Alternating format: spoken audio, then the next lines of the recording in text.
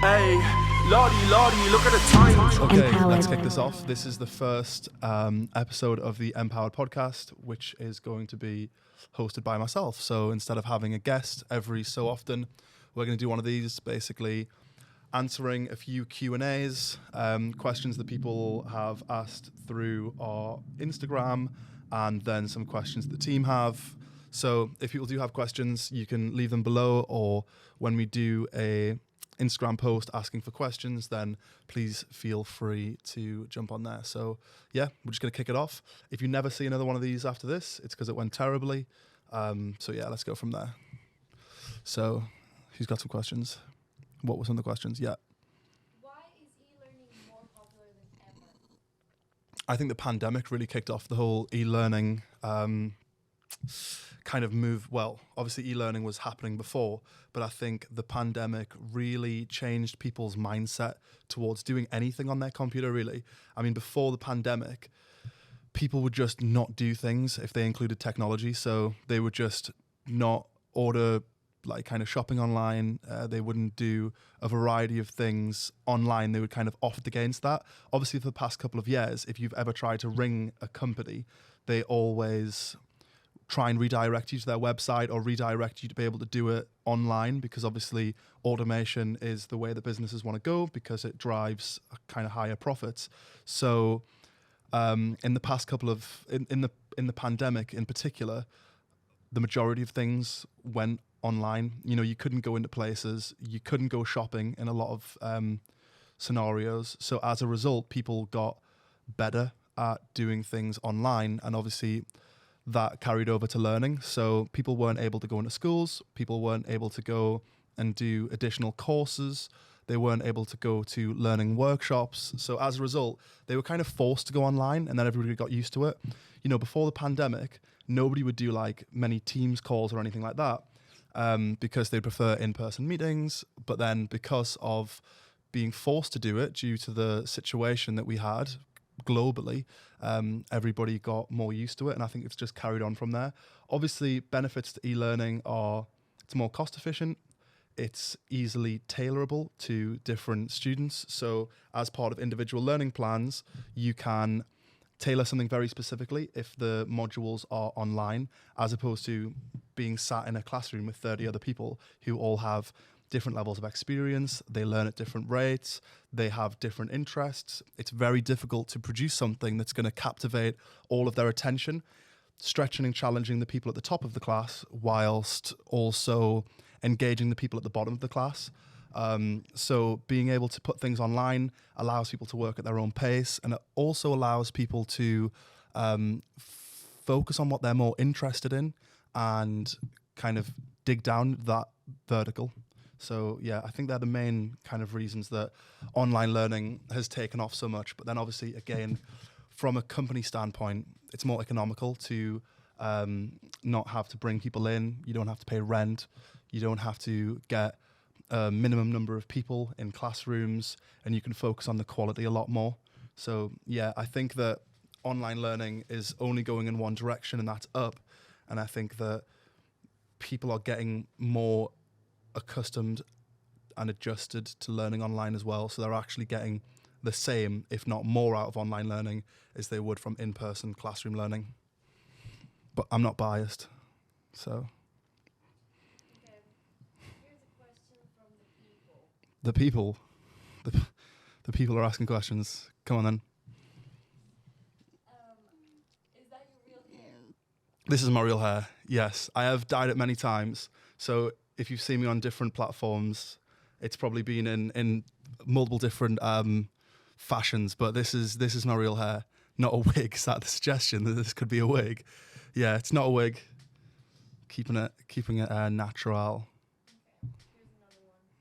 What are the biggest mistakes people make in education? The biggest mistakes people make in education, probably focusing on the wrong things. I think when people want to get into an industry, or when they want to learn something new because they want to go in that direction, they'll often kind of focus on just getting the qualification done, as opposed to reverse engineering from the job that they actually want to be doing. So say, for example, you want to be a personal trainer, okay? Nobody wants to do a personal training qualification. People want to be a personal trainer.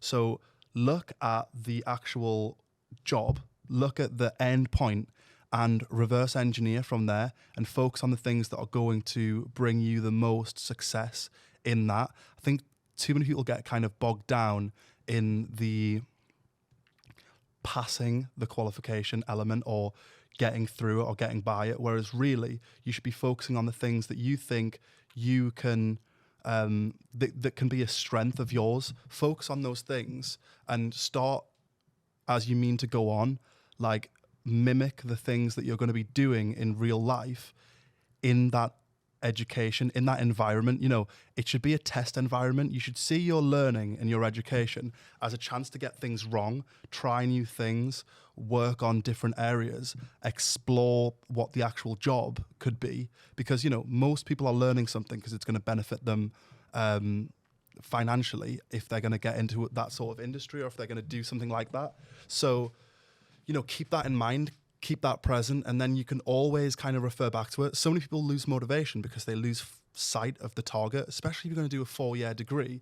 You know, 18 months into that, 2 years into that, it can, you know, you're 2 years away from starting and you're 2 years away from finishing. You're kind of in this no man's land where you feel like you've been doing it forever, but you feel like the end isn't in sight. And that's where you need to recruit those thoughts of the end goal and keeping that top of mind. Like, why am I doing this? What am I trying to get out of this? Going through the motions.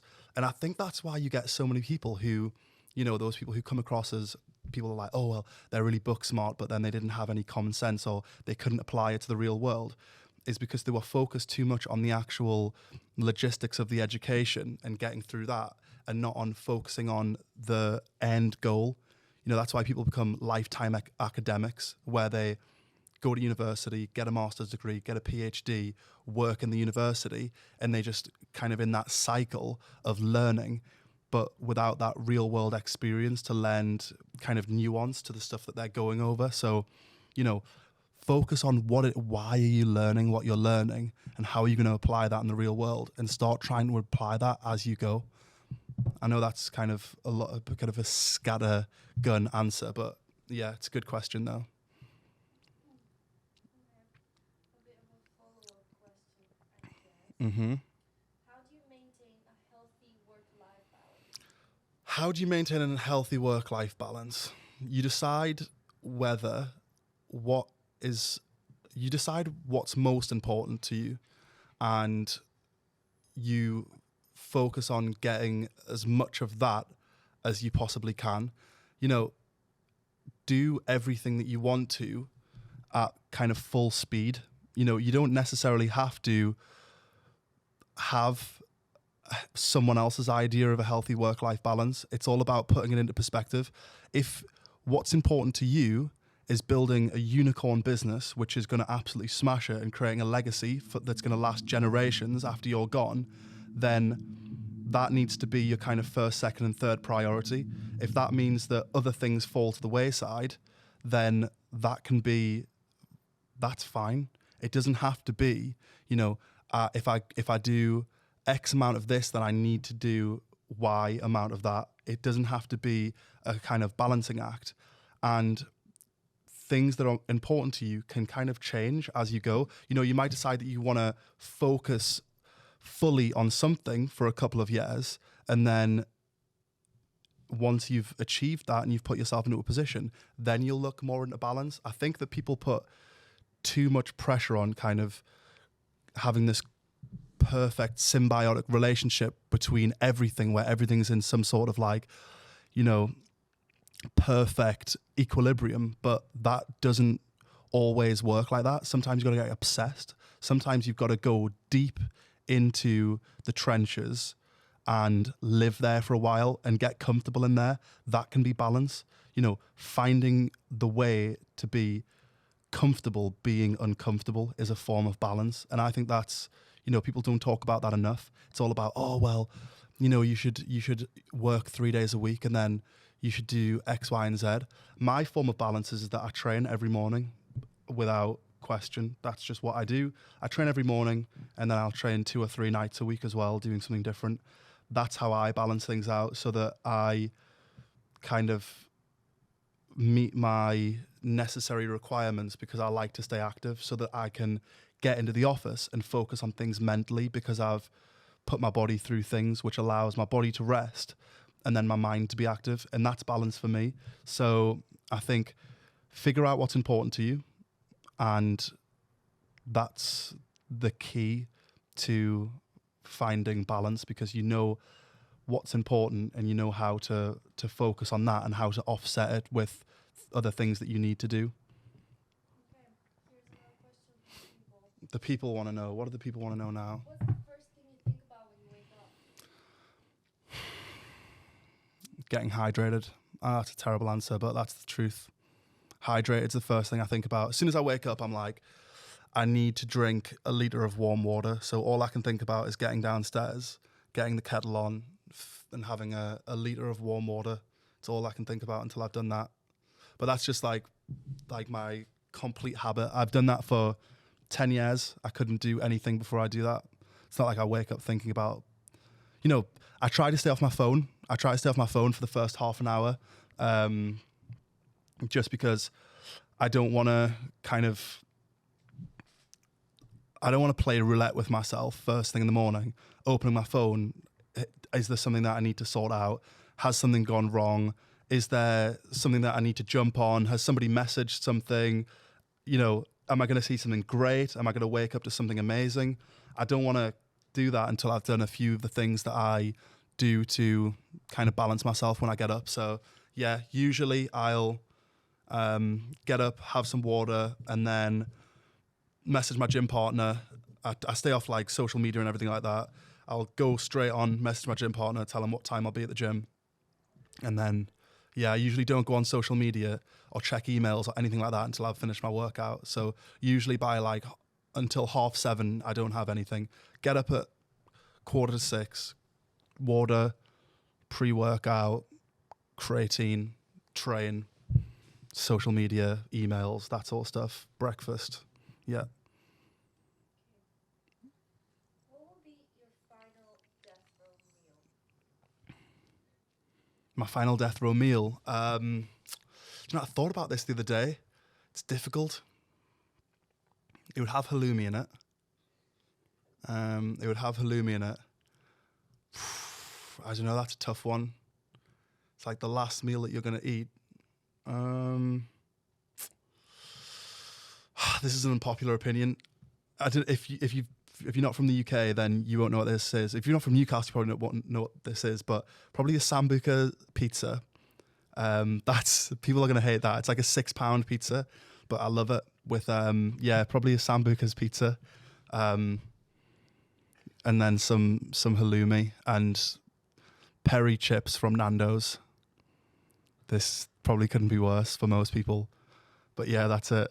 That's probably not gonna get. And some Reese's peanut butter cups, 1,000,000%. Hopefully, I'm not gonna end up on death row though, so I won't have to face that. Serious one. Yeah, a serious one. What's more important in your opinion? Freedom of speech or protection against hate speech? Freedom of speech. I think without freedom of speech, it's impossible to know what people think and the content of their character. If all we do is stop people from saying things that make us feel uncomfortable, hate speech is subjective. Obviously, hate speech isn't subjective, but what people find offensive and what people dislike is subjective, first of all. But second of all, even objectively, you want people to say things if they mean them. Like, if somebody is an out and out, racist, you want them to say those things so that you don't want them to just train themselves to know not to say things, but in fact carry that prejudice with them. This is what I've always said. If you stop people from saying things, or if you coach people to not say the things that they feel under the guise of, hate speech, then all you're going to do is they're going to suppress what they say, and then they're going to go through life and actually have prejudice against people and not allow them to do the things that they want to do. Whereas if you let them out themselves, then it's like, oh, well, good. I think it's important for people to say what they think and how they feel, because also as the pendulum of political landscape swings from left to right, what if you say, okay, now people aren't allowed to say X, Y, and Z, we're going to limit their speech. And that works for you at the time because a political party that you are aligned with is in power. But what happens when the pendulum swings back the other way, and now a political party that you don't agree with is in power, and now they suppress your speech for the very same reasons that you let the other people suppress their speech? Like, oh, let's suppress people's speech because, that's good for us right now. But then when it's not good for you, what have you done? You've limited your opportunity to ever be able to get your point across. So I think freedom of speech is extremely important. Obviously, I don't think online doxing or, threatening people should be allowed online. I think that, there's no place for that. And if people are inciting violence and stuff, obviously then that falls under the umbrella of not being allowed. But in terms of letting people express their opinion and have it kind of out there, I think it's important to see the true content of people's character from the get-go. But I also feel like it's important for people to be able to express themselves because, as we advance as a society, things that were considered immoral or unpopular opinion 20 years ago are a lot of the things that people are kind of okay with now. And if you'd limited people's speech and limited people's ability to talk about those things then they would have never have come to fruition. We wouldn't be able to advance as a society. Communication is the thing that separates us from the rest of the animal kingdom. Without communication, we would just be like any other mammal. It's our ability to communicate with each other in the manner that we can, which has allowed us to become a more advanced species than anybody else. So anything that limits our ability to further that is counterintuitive and wrong. So yeah, freedom of speech. But yeah, it's not freedom of consequence though. So you can say what you want, but there is always consequences. Like you can look at Kanye West. He's saying what he wants, but there's consequences. But he should be allowed to say what he wants, and then we should be allowed to inflict those consequences, because that's how the natural order of things. We just suppress what people say, then they can actually think those things and probably say them, but just in particular circles and behind closed doors. And that's when you drive ideologies underground, and then that has a more negative, consequence moving forward. So freedom of speech, not freedom of consequences.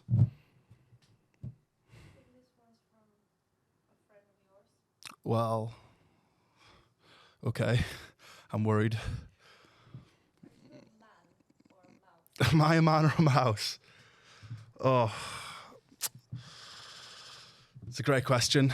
I guess we'd have to start off by defining what those things are. And as I'm not a mouse, I couldn't possibly comment. But I feel like I'm a man, so I'm going to have to go with that. I'd say this is the answer, and I know who that's from. And I think that's a responsible question. So back to normal questions. Yeah. Why should people always keep learning regardless of age? You should always keep learning regardless of age, because everything keeps changing. And if you stop learning, then you're not going to stay the same, you're going to go backwards.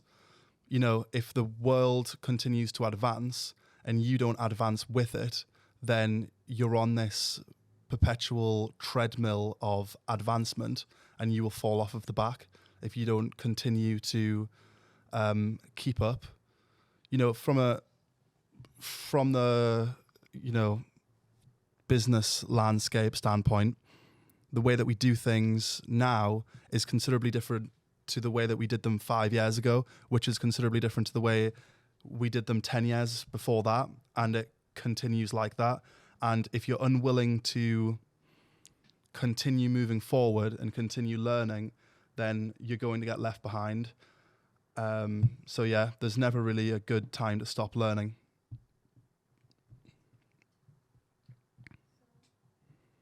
What else do we have? Like I said, any more questions, keep them coming on the Instagram videos that we put up, because we want to answer questions, and it'll also give us some good tangents to go off when doing our podcast with guests as well, which we've been enjoying your support, and like and subscribe. Right, we've got one more question. Let's do one more question. Uno más. What is your go-to method of learning something new to apply to your business? My go-to method of learning something new and then applying it to my business is probably doing. I'm a very kind of hands-on learner. You know, I'll see something, I'll see someone do something, or I'll hear them, or I'll watch a YouTube video, but then I've got to have a go myself, and I've got to kind of get amongst it and try things. And I think that's how I learn best, through a little bit of trial and error. And so I'd say that I'm definitely a blended learning approach sort of guy. I can't just watch something and be like, oh, right, now I know exactly how to do it.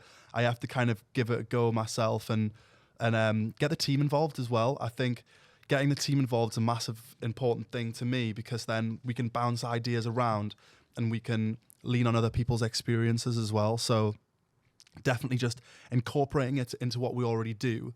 But I definitely jump into things 2 feet. I don't kind of like skate around the edges. I just dive straight in. Let's apply this. Let's see if it works. And then we know what we're doing moving forward. We know what worked. We know how it could work better. So yeah, definitely just getting amongst it. So it sounds like that's it for the questions. If you enjoyed this, please like and subscribe, because we really appreciate it. And we want to bring more and more value to the M-PWRD Podcast. This is the end of the first solo cast with myself. So hopefully you've enjoyed it. And next time we see you, we will have a podcast guest. So take it easy, guys, and goodbye.